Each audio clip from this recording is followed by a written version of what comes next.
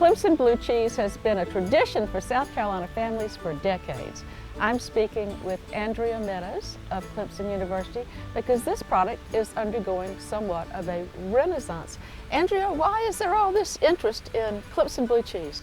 Well, Amanda, I guess it was about a year and a half ago when Mr. Bill Amick, and I don't know if you know Mr. Amick, but he was a longtime friend to Clemson.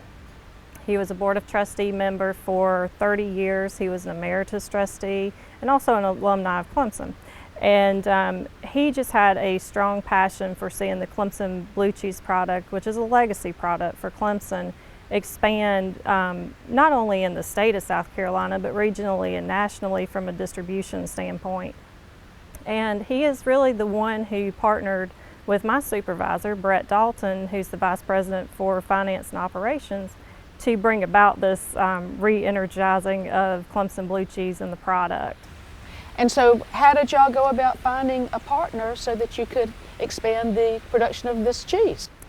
Well, one of the things that we wanted to focus on was the South Carolina certified designation. Mm-hmm. And in partnering with a production management group and also in terms of our raw inputs, we wanted to also have somebody that had that same designation. And we were lucky enough to find Watson and Lisa Dorn, who own and operate Hickory Farms in Edgefield, South Carolina.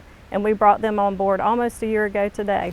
And I think they are Clemson alums. They are. And that was a nice cherry on the pie, wasn't it? That's right. And I think that one of the things that's happening is at Clemson we have such a variety of majors, and a lot of them have to do with food safety and food packaging.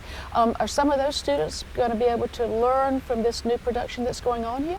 Absolutely, and that's actually already happening. We've hired about 6 students in the past year, and they're performing a various arrangement of duties from packaging to actually helping with the cheese production to some of our distribution efforts. I think it's wonderful that all this is happening, and we want to learn more about how the cheese is actually made. But before I do that, I think a little bit of the history would be fun. Have you got any tips about where we should start looking for that? Oh yes, I think you should start from the beginning at Stump House Tunnel. That is actually where Clemson Blue Cheese was originally produced and cured back in the 1940s. All right, well I'm going to get my map out and head up the highway, and I want to thank you for the time that you spent today talking to us, and also for what y'all are doing to help create a stronger product for South Carolina agriculture. Thank you, Amanda.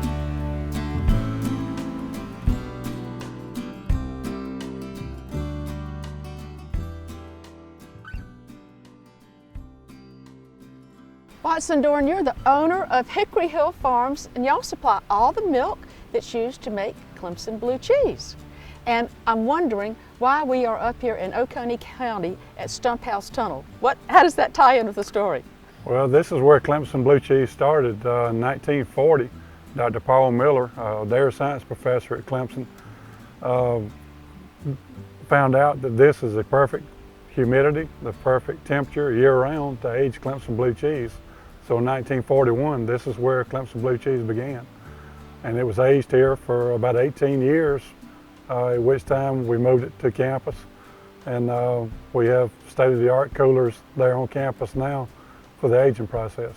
Well, it's a beautiful day to be standing up here, and a lot of people visit this. What's the history of Stump House? The Stump House Tunnel was originally built as a railroad tunnel to connect Charleston with Knoxville, but it was never completed before the war ended, so it sat empty for many years before Clemson started using it to age blue cheese. Well, we are excited that we had it begin here, and now I think we need to find out where the milk begins. So can we go down and visit your farm? Sure, let's head to Edgefield. All right, let's go.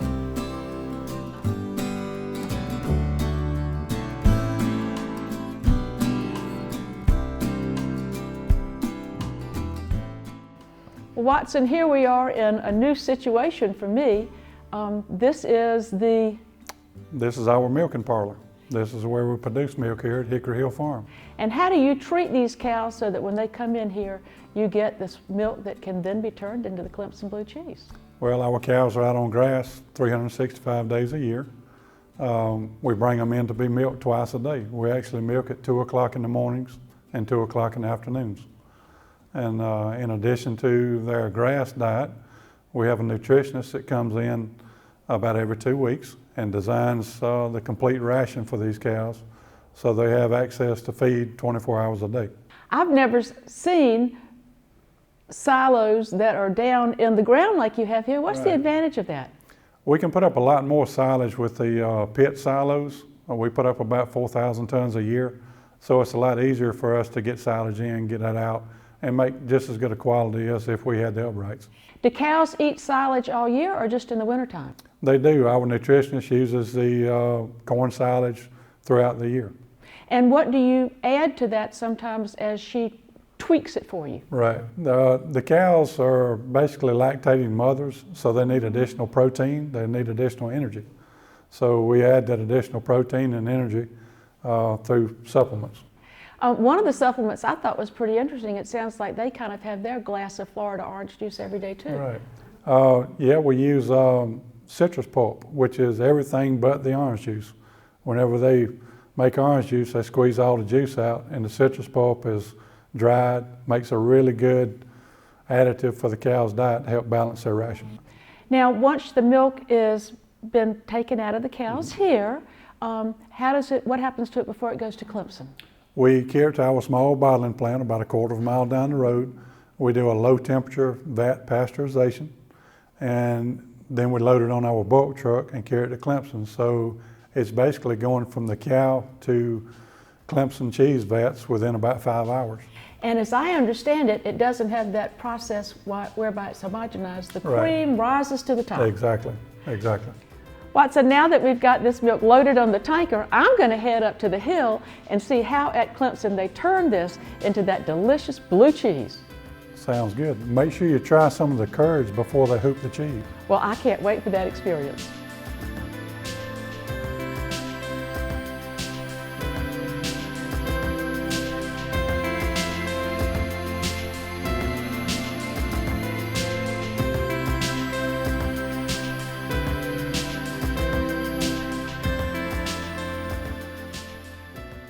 We are at Clemson University visiting Anthony Pounders. Anthony is the cheese master for Clemson Blue Cheese. Anthony, we visited Hickory Hill Farms and saw where this milk comes from, and it gets delivered to you, and you've got 2 big vats full of milk.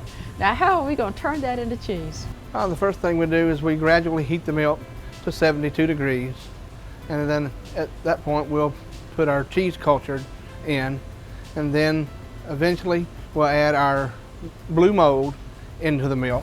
Now, is the blue mold what makes it specifically Yes, blue ma'am. cheese? Yes, All right. ma'am.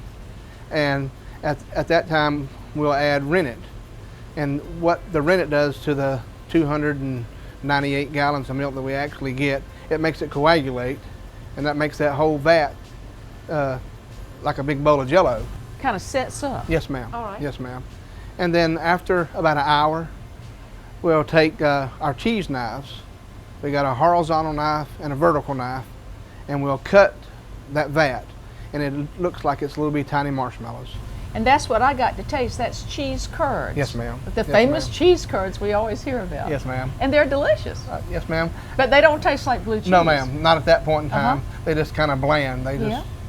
And after cooking it for an hour and 15 minutes, and then it's time for to dip the curds out of the way onto the hooping table, and we scoop the curds off the table and put them in the hoops, and then they drain. So the hoops are little perforated like sieves. Yes, ma'am. And, Yes, ma'am. They're and about 6 inches tall and about 6 inches across. Because you got all this, even though you drained the whey, you still got a lot of water and moisture in the curds. Yes, ma'am. Okay. And once we get to that point, we'll take that cheese and we'll flip it for every 20 minutes for 4 hours. Wow. And that lets the cheese, it compresses itself. So the cheese is going to sit in that hoop overnight.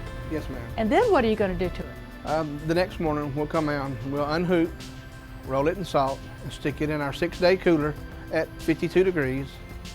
And then on the 6th day, after being in that 6-day cooler, we'll pull it out and we'll dip that cheese in a mold inhibitor, which keeps foreign mold from growing on it, which is like stuff in your refrigerator you get with mold on it. Okay. All right, that keeps the foreign mold off the outside. We'll wax it, and punch holes. Now, why are you punching holes in it? Punch holes is to let air get into the mold that we put in the cheese so it can start growing. Oh, because Clemson Blue Cheese has the mold running all the way through Exactly. the cheese. Oh, okay. And then after we wax it, we punch the holes.